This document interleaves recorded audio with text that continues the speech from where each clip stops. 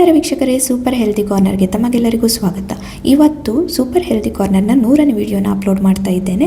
ಇಲ್ಲಿ ನಾನು ಸ್ಪೆಷಲ್ ಆಗಿ ಮನೆಯಲ್ಲಿ ಓವನ್ ಇಲ್ಲದೆ ಹಾಗೆ ಮೈದಾ ಬಳಸದೆ ಕ್ರಂಚಿಯಾಗಿ ಚೀಸಿಯಾಗಿರುವ ಪಿಜ್ಜಾ ಮಾಡಿದ್ದೇನೆ. ಹಾಗೆ ನನ್ನ ವೀಡಿಯೋಸ್ನ ನೋಡುವವರಿಗೆ ಹಾಗೆ ಸಬ್ಸ್ಕ್ರೈಬ್ ಮಾಡಿದವರಿಗೆ ತುಂಬ ಥ್ಯಾಂಕ್ ಯು. ಹಾಗೆ ಇನ್ನಷ್ಟು ವೀಡಿಯೋಸ್ನ ಅಪ್ಲೋಡ್ ಮಾಡ್ತೇನೆ, ವೀಡಿಯೋಸ್ ನೋಡಿ ಸಪೋರ್ಟ್ ಮಾಡಿ. ಹಾಗಾದರೆ ವೀಕ್ಷಕರೇ, ಮನೆಯಲ್ಲಿ ಓವನ್ ಇಲ್ಲದೆ ಮೈದಾ ಬಳಸದೆ ನಾನು ಯಾವ ರೀತಿಯಲ್ಲಿ ಪಿಜ್ಜಾ ಮಾಡ್ತೇನೆ ಆ ರೆಸಿಪಿನ ನಿಮ್ಮ ಮುಂದೆ ಶೇರ್ ಮಾಡ್ಕೊಳ್ತೇನೆ. ಈವರೆಗೆ ಚಾನೆಲ್ನ ಸಬ್ಸ್ಕ್ರೈಬ್ ಮಾಡಲಿಲ್ಲ ಅಂದರೆ ಸಬ್ಸ್ಕ್ರೈಬ್ ಮಾಡಿ ಹಾಗೆ ಸಪೋರ್ಟ್ ಮಾಡಿ. ಬನ್ನಿ ರೆಸಿಪಿನ ನೋಡುವ. ಸ್ವಲ್ಪ ಉಗುರು ಬೆಚ್ಚಗಿನ ನೀರನ್ನು ತಗೊಂಡಿದ್ದೇನೆ. ಇದಕ್ಕೆ 1 ಟೀ ಸ್ಪೂನ್ನಷ್ಟು ಸಕ್ಕರೆ ಹಾಗೆ ಅರ್ಧ ಟೀ ಸ್ಪೂನ್ನಷ್ಟು ಡ್ರೈ ಈಸ್ಟ್ ಏನಿದೆ ಅದನ್ನು ಹಾಕ್ತಾ ಇದ್ದೇನೆ. ಇದನ್ನು ಚೆನ್ನಾಗಿ ಮಿಕ್ಸ್ ಮಾಡಿಕೊಂಡು ಕಲಸ್ಕೊಂಡು ಈ ಈಸ್ಟ್ ಮಿಕ್ಸರ್ ಏನಿದೆ ಇದನ್ನು 5 ನಿಮಿಷ ಹಾಗೆ ಬಿಡಿ. ಅದರಲ್ಲಿ ಗುಳ್ಳೆ ಬರಲಿಕ್ಕೆ ಸ್ಟಾರ್ಟ್ ಆಗುತ್ತೆ. ಇವಾಗ ಪಿಜ್ಜಾ ಬೇಸ್ ಮಾಡಲಿಕ್ಕೆ ನಾವು 1.5 ಗ್ಲಾಸ್ನಷ್ಟು ಗೋಧಿ ಹಿಟ್ಟನ್ನು ತಗೊಂಡಿದ್ದೇನೆ. ಹಾಗೆ ಇದಕ್ಕೆ ಸ್ವಲ್ಪ ರುಚಿಗೆ ತಕ್ಕಷ್ಟು ಉಪ್ಪು ಮತ್ತು 1 ಟೀ ಸ್ಪೂನ್ನಷ್ಟು ತುಪ್ಪವನ್ನು ಹಾಕ್ಕೊಳ್ತಾ ಇದ್ದೇನೆ. ಹಾಗೆ ಈ ಈಸ್ಟ್ ಮಿಕ್ಸ್ ಮಾಡಿದ್ದೇನಿದೆ ಇದನ್ನು 5 ನಿಮಿಷ ಇಟ್ಟಿದ್ವಿ. ಇದರಲ್ಲಿ ಗುಳ್ಳೆ ಬರಲಿಕ್ಕೆ ಸ್ಟಾರ್ಟ್ ಆಗಿದೆ. ಇದನ್ನು ಇವಾಗ ಈ ಹಿಟ್ಟಿಗೆ ಮಿಕ್ಸ್ ಮಾಡಿಕೊಂಡು ಚೆನ್ನಾಗಿ ಇದನ್ನು ಕೈಯಲ್ಲಿ ಕಲಸ್ಕೊಳ್ಬೇಕು. ಈ ರೀತಿ ಚೆನ್ನಾಗಿ ಇದನ್ನು ಮೊದಲಿಗೆ ಮಿಕ್ಸ್ ಮಾಡಿಕೊಂಡು ನಂತರ ಹಿಟ್ಟನ್ನು ಚಪಾತಿ ಹಿಟ್ಟಿನ ಅದಕ್ಕೆ ಸಾಫ್ಟಾಗಿ ನಾವು ಮಿಕ್ಸ್ ಮಾಡಿಕೊಳ್ಬೇಕು. ಆವಾಗ ನೀರು ಹಾಕುವಾಗ ಉಗುರು ಬೆಚ್ಚಗಿನ ನೀರನ್ನೇ ಹಾಕಿ, ತಣ್ಣಗಿರುವ ನೀರನ್ನು ಹಾಕಬೇಡಿ. ಯಾಕಂದರೆ ಈಸ್ಟ್ ಏನಿದೆ ಅದು ಡಿಆಕ್ಟಿವ್ ಆಗುತ್ತೆ. ಅದಕ್ಕೋಸ್ಕರ ಈ ರೀತಿ ಇದನ್ನು 2 ಗಂಟೆಗಳ ಕಾಲ ಉಬ್ಬಿ ಬರಲಿಕ್ಕೆ ಬಿಡಬೇಕು. ಈಸಿಯಾಗಿ ಬೇಗನೆ ಉಬ್ಬಿ ಬರಬೇಕಾದ್ರೆ ಒಂದು ಬಿಸಿ ನೀರಿರುವ ಪಾತ್ರೆಯ ಮೇಲೆ ಇದನ್ನಿಟ್ಟರೆ ಬೇಗನೆ ಉಬ್ಬಿ ಬರುತ್ತೆ. ಇವಾಗ ಪಿಜ್ಜಾದು ಟಾಪಿಂಗ್ಗೆ ನಾನು 50 ಗ್ರಾಮ್ನಷ್ಟು ಚಿಕನ್ ಬ್ರೆಸ್ಟ್ ತಗೊಂಡಿದ್ದೇನೆ. ಇದಕ್ಕೆ 1 ಚಮಚದಷ್ಟು ಮೊಸರು ಹಾಗೆ ರುಚಿಗೆ ತಕ್ಕಷ್ಟು ಉಪ್ಪು ಮತ್ತು 1 ಟೀ ಸ್ಪೂನ್ನಷ್ಟು ಅರಿಶಿನ ಹುಡಿ ಹಾಗೆ 1 ಟೀ ಸ್ಪೂನ್ನಷ್ಟು ಮೆಣಸಿನ ಹುಡಿ ಇಷ್ಟನ್ನು ಹಾಕಿಬಿಟ್ಟು ಚೆನ್ನಾಗಿ ಇದನ್ನು ಮಿಕ್ಸ್ ಮಾಡಿಕೊಳ್ಬೇಕು. ಹಾಗೆ 10-15 ನಿಮಿಷ ಇದನ್ನು ಇಡಬೇಕಾಗುತ್ತೆ. ನಂತರ 15 ನಿಮಿಷದ ನಂತರ ನಾನೊಂದು ಕವಲಿಗೆ ಎಣ್ಣೆ ಹಾಕಿಬಿಟ್ಟು ಅದರಲ್ಲಿ ಈ ಚಿಕನ್ ಪೀಸಸ್ ಏನಿದೆ ಮ್ಯಾರಿನೇಟ್ ಮಾಡಿದ್ದು ಇದನ್ನು ಫ್ರೈ ಮಾಡ್ಕೊಳ್ತೇನೆ. ಚೆನ್ನಾಗಿ ಇದನ್ನು ಫ್ರೈ ಮಾಡಿಕೊಳ್ಬೇಕು. ನೋಡಿ ಈ ರೀತಿ ಬಿಡಿ ಬಿಡಿಯಾಗಿ ಫ್ರೈ ಆಗಿ ಬರುತ್ತೆ. ಇವಾಗ ಇದಾಯಿತು. ಈ ಪಿಜ್ಜಾ ಟಾಪಿಂಗಿಗೆ ನಾನು 1 ಈರುಳ್ಳಿ ಹೀಗೆ ಬಿಡಿಯಾಗಿ ತೆಗೆದಿಡಬೇಕು. ಹಾಗೆ ಸ್ವಲ್ಪ ಆಲಿವ್ಸ್ ತಗೊಂಡಿದ್ದೇನೆ. ಹಾಗೆ ಒರೆಗ್ಯಾನೋ ಬದಲಿಗೆ ನಾನು ಬ್ಲ್ಯಾಕ್ ಪೆಪ್ಪರ್ ಪೌಡರ್ ತಗೊಂಡಿದ್ದೇನೆ. ಹಾಗೆ ಕ್ಯಾಪ್ಸಿಕಮ್, ರೆಡ್ ಮತ್ತು ಗ್ರೀನ್ ಬೆಲ್ ಪೆಪ್ಪರ್ ಕ್ಯಾಪ್ಸಿಕಮನ್ನು ತಗೊಂಡಿದ್ದೇನೆ. ಇವಾಗ ಹಿಟ್ಟು ನಮ್ಮದು ಉಬ್ಬಿ ಬಂದಿದೆ. ಪಿಜ್ಜಾ ಬೇಸ್ ಮಾಡಲಿಕ್ಕೆ ಹಿಟ್ಟು ರೆಡಿಯಾಗಿದೆ. ನೋಡಿ ಈ ರೀತಿ ಚೆಕ್ ಮಾಡಿಕೊಳ್ಳಿ. ಸೈಜ್ ಡಬಲ್ ಆಗುತ್ತೆ ಹಿಟ್ಟಿದ್ದು. ನೋಡಿ ಈ ರೀತಿ ಬ್ರೆಡ್ ಟೈಪಲ್ಲಿ ಫರ್ಮೆಂಟ್ ಆಗುತ್ತೆ. ಇದನ್ನು ಇವಾಗ ಈ ರೀತಿ ಮಿಕ್ಸ್ ಮಾಡಿಕೊಳ್ಬೇಕು. ಇನ್ನೊಮ್ಮೆ ಚೆನ್ನಾಗಿ ಮಿಕ್ಸ್ ಮಾಡಿಕೊಂಡು ಚಪಾತಿ ಥರ ಇದನ್ನು ಸ್ವಲ್ಪ ರೌಂಡಾಗಿ ಲಟ್ಟಿಸ್ಕೊಳ್ಬೇಕು. ನೀವು ಪಿಜ್ಜಾ ಮಾಡುವ ಪಾತ್ರೆಯ ಬೇಸ್ ನೋಡಿಕೊಳ್ಳಿ ಎಷ್ಟು ದೊಡ್ಡದಿದೆ ಅಂತ. ಸ್ವಲ್ಪ ಈ ರೀತಿ ಲಟ್ಟಿಸ್ಕೊಂಡು ನಂತರ ಆ ಬೇಸಿಗೆ ನಾವು ಸೆಟ್ ಮಾಡಿಕೊಳ್ಬೇಕು. ಈಗ ಈ ರೀತಿ ಸೆಟ್ ಮಾಡಿಕೊಂಡೆ. ಇದು ನಾನು ಸಿರಾಮಿಕ್ ಪಾತ್ರೆಯಲ್ಲಿ ಮಾಡ್ತಾ ಇದ್ದೇನೆ. ಈ ರೀತಿ ಇದಕ್ಕೆ ಸ್ವಲ್ಪ ಬಟರ್ ಇದ್ದರೆ ಬಟರ್, ಇಲ್ಲದ್ರೆ ಎಣ್ಣೆಯನ್ನು ಈ ರೀತಿ ಅಥವಾ ತುಪ್ಪವನ್ನು ಸವರಬೇಕು. ಈ ರೀತಿ ಸವರಿಬಿಟ್ಟು ಇದರಲ್ಲಿ ಪಿಜ್ಜಾ ಬೇಸನ್ನು ನಾವು ಇಟ್ಟು ಈ ಪಾತ್ರೆಯ ಬೇಸ್ ಏನಿದೆ ಅದಕ್ಕೆ ಸರಿಯಾಗಿ ಇದನ್ನು ಸ್ಪ್ರೆಡ್ ಮಾಡಿಕೊಳ್ಬೇಕು. ಕೈಯಲ್ಲಿ ಈ ರೀತಿ ಸ್ಪ್ರೆಡ್ ಮಾಡಿಕೊಳ್ಬೇಕು.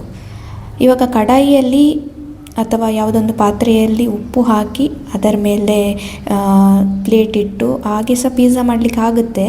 ಆದರೆ ಉಪ್ಪು ಹಾಕಿದ ತಕ್ಷಣ ಯಾವುದೇ ಆಗಲಿ ಪಾತ್ರೆ ರಿಯಾಕ್ಟ್ ಮಾಡಿಬಿಡುತ್ತೆ. ಹಾಗೆ ಪಾತ್ರೆ ಹಾಳಾಗುತ್ತೆ. ಅದಕ್ಕೋಸ್ಕರ ಈ ರೀತಿ ಕಂಫರ್ಟೇಬಲ್ ಆಗಿರುವಂತಹ ಪಾತ್ರೆಯಲ್ಲಿ ಮಾಡಿದರೆ ಈಸಿ ಆಗುತ್ತೆ, ನಿಮಗೆ ತಳ ಬಿಟ್ಟು ಬರಲಿಕ್ಕೂ ಈಸಿ ಆಗುತ್ತೆ.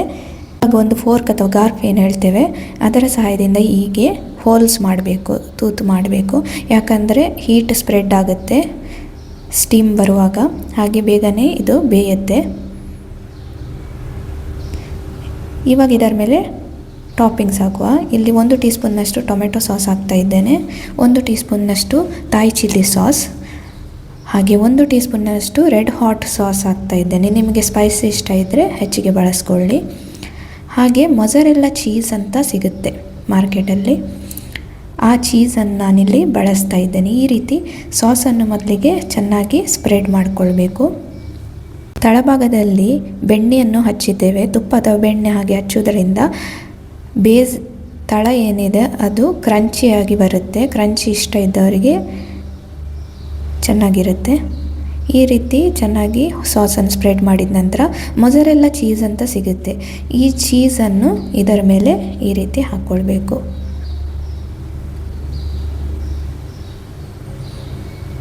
ಈ ರೀತಿ ಮೊದಲಿಗೆ ಸ್ವಲ್ಪ ಚೀಸನ್ನು ಹಾಕ್ಕೊಂಡು ಅದರ ಮೇಲೆ ಬಾಕಿ ಉಳಿದ ಟಾಪಿಂಗ್ಸ್ ಹಾಕಿದರೆ ಆ ಚೀಸ್ ಜೊತೆ ಅದು ಮಿಕ್ಸ್ ಆಗಿ ತುಂಬಾ ಚೀಸಿಯಾಗಿ ಕ್ರಂಚಿಯಾಗಿ ನಿಮಗೆ ಪಿಜ್ಜಾ ಬರುತ್ತೆ.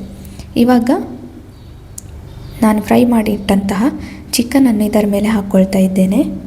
ನೀವು ಬಳಸದೇ ಇರುವಂತಹ ಅಲ್ಯೂಮಿನಿಯಂ ಪಾತ್ರೆ ಏನಾದರೂ ಇದ್ದರೆ, ಕಡಾಯಿ ಇದ್ದರೆ ಅದರಲ್ಲಿ ಉಪ್ಪು ಹಾಕಿಬಿಟ್ಟು ಅದರಲ್ಲಿ ಒಂದು ಪಾತ್ರೆ ಇಟ್ಟು ಅದರ ಮೇಲೆ ಇದೇ ರೀತಿ ಎಣ್ಣೆ ಸವರಿದ ಪ್ಲೇಟ್ ಮೇಲೆ ಪಿಜ್ಜಾ ಬೇಸಿಟ್ಟು ಮಾಡ್ಕೊಳ್ಬಹುದು.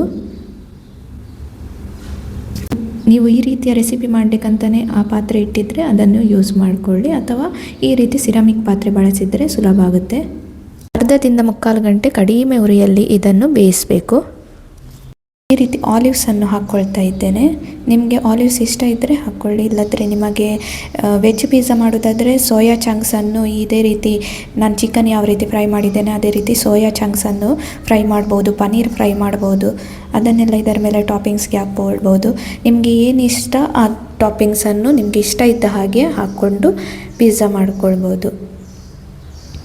ಈ ರೀತಿ ಕ್ಯಾಪ್ಸಿಕಮ್ ಹಾಕ್ಕೊಂಡೆ, ಹಾಗೆ ನಾನು ಕಟ್ ಮಾಡಿದಂತಹ ಈರುಳ್ಳಿಯನ್ನು ಹಾಕ್ಕೊಳ್ತಾ ಇದ್ದೇನೆ.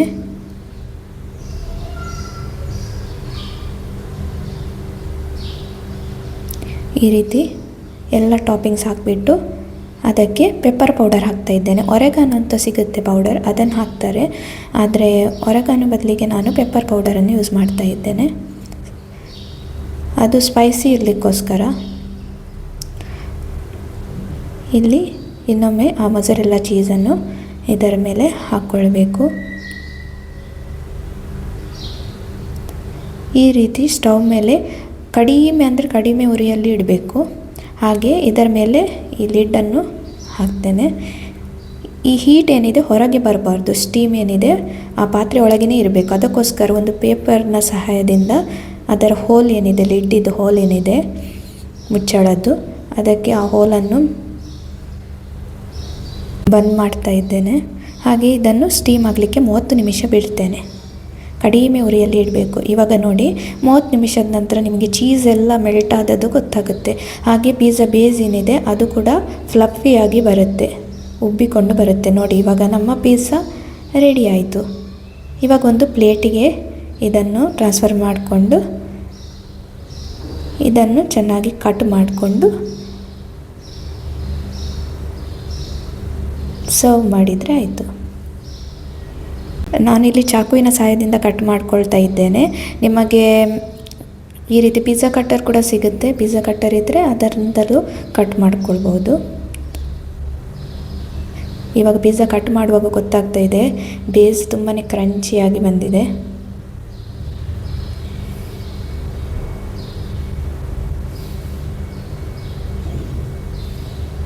ಈ ರೀತಿ ಮನೆಯಲ್ಲೇ ಮೈದಾ ಇಲ್ಲದೆ, ಓವನ್ ಇಲ್ಲದೆ 30 ನಿಮಿಷದಲ್ಲಿ ಟೇಸ್ಟಿಯಾದ ಚೀಸಿ ಕ್ರಂಚಿಯಾದ ಪಿಜ್ಜಾ ರೆಡಿ ಆಗುತ್ತೆ.